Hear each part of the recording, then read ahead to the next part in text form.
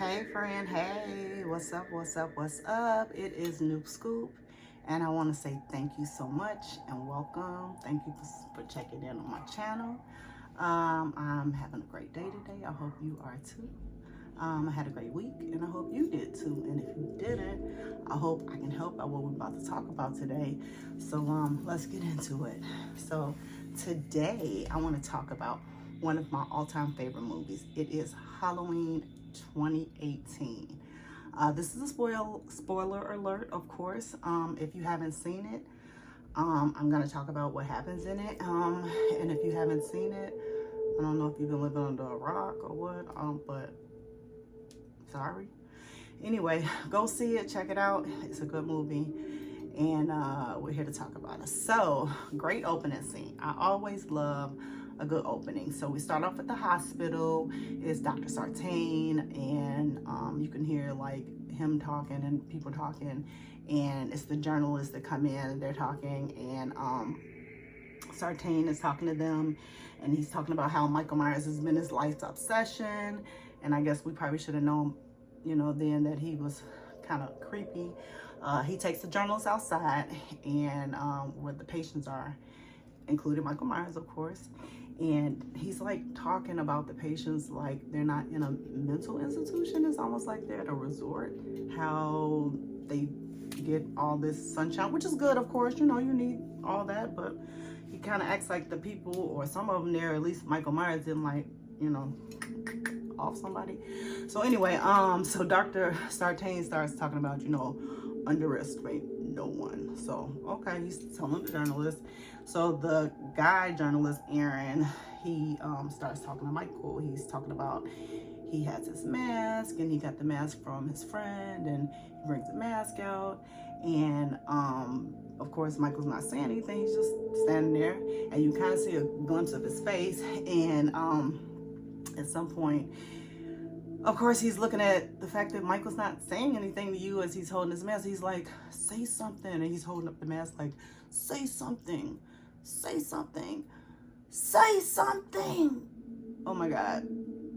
That is, I'm going to pay some homage to my shout out to my cousin, Herbie Burby, because that's one of our favorite parts of the movie. Anyway, he does that, he screams that, and then the music starts. Oh my God, love the music, always sounds great. So we open up, and the journalists are going to visit Lori. They get in. Dana starts asking questions about Lori's daughter, and knowing that she knows the answers. And then Aaron is talking to Lori about how they had just met with Michael, and he thinks that Michael want to speak with her. How he gathered that, I have no idea. Lori, I love Lori. Oh my God, shout out to Jamie Lee, but I don't know if she was like on her Oscar nomination thing, but her overacting in this I could have done without, but I do love her. She's like talking to him, and they're asking her questions, and she's like, he's a human being that needs to be understood. I'm just like, well, I mean, kind of. And then she's like, my story? Yeah, they want to know your story, cray. I mean, because like you sitting up here living like a recluse, and he's locked up, not thinking about you. Anywho, so then we she answers some questions, she kicks them out. Now we're looking at the before school for Allison, who is the daughter and he's the daughter of Karen and the granddaughter of Lori. Could have done without some of this, but of course you gotta hear some of the stuff. They introduced the dad, who is a freaking weirdo and a goofball.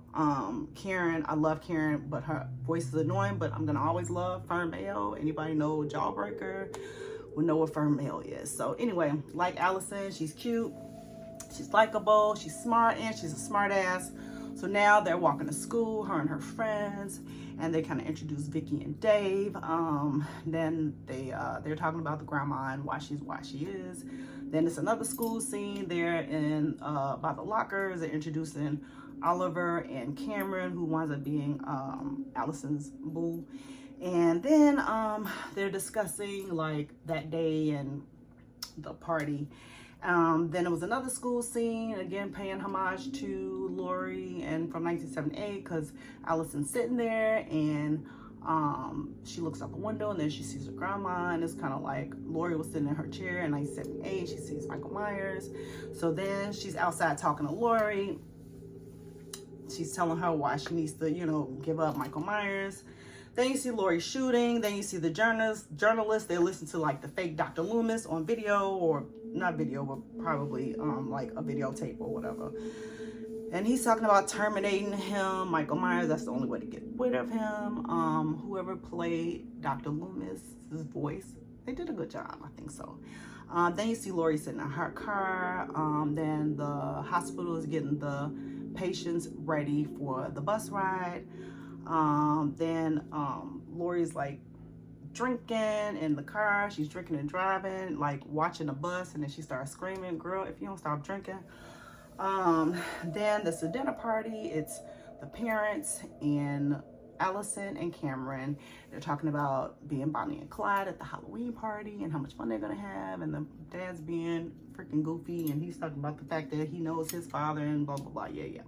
Anyway, so then Lori comes in, she's talking, then she starts drinking up somebody's stuff. Then she says that she saw Michael Myers, she saw the bus, she's gibberish, and she's drinking. Girl, if you don't freaking get a fucking program. So then they outside. Karen is explaining to Allison about her upbringing, why she was taken away. Allison, of course, feels bad. Next thing, you see a dad with his kid. It's a cute little scene.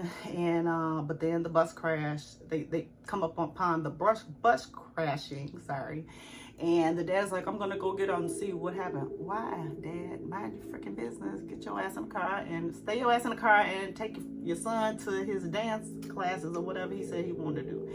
Anyway, so the dad leaves. The kid's sitting there. He calls the police. Goes out looking for Dad. Of course, he doesn't see him. He comes upon the bus. He's on the bus and comes upon creepy Sartain. Sartain scares him. The boy shoots him, thank God. And he gets off the bus. He comes upon another officer. The officer's like, "Run." He gets in the car. He starts up the car. The boy knows how to drive, I guess, but he don't know how to, you know, stay alive, because Michael Myers is in the back seat and he kills him. God dog. I mean, ain't nobody sacred. Kids, no animals, nothing. Well, okay.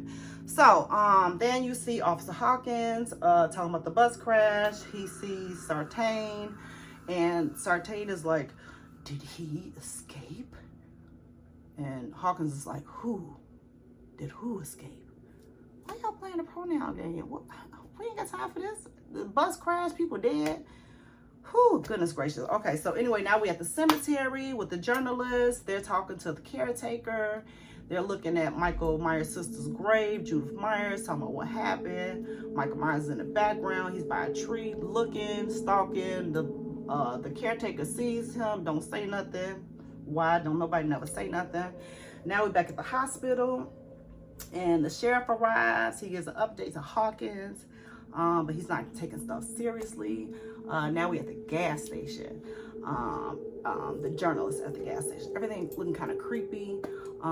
Michael Myers is off in the cut. He kind of shows up. This lady in the bus is looking creepy. And Dana, the journalist, goes up to the register, like, "You know, where's the loo?" And he's like, "What?" She like, "The bathroom." Okay, I mean, why not just say the bathroom, girl? You in Michigan. I mean, like in Illinois. What are we talking about? The loo? Okay, so then she gets in the loo, and was the loo clean enough for you? Because it was like gross. It was like disgusting, but I guess she had to use it. I don't know why. I mean, I would use it outside at this point, but obviously maybe that wasn't her choice. So she's in the loo, and he comes in, and he's kind of like messing with her. He's like looking through the what do you call it, the stalls, and he's opening the stalls, and then open the stalls, and he's at the stall that she's in, and she's like, "Oh, somebody's in here. I guess she's taking a poo in the loo." And so he drops some teeth in the stall. Not that it would dirty it up, because it was already, you know, like freaking gross, but he drops the teeth in the stall to let him know he was there.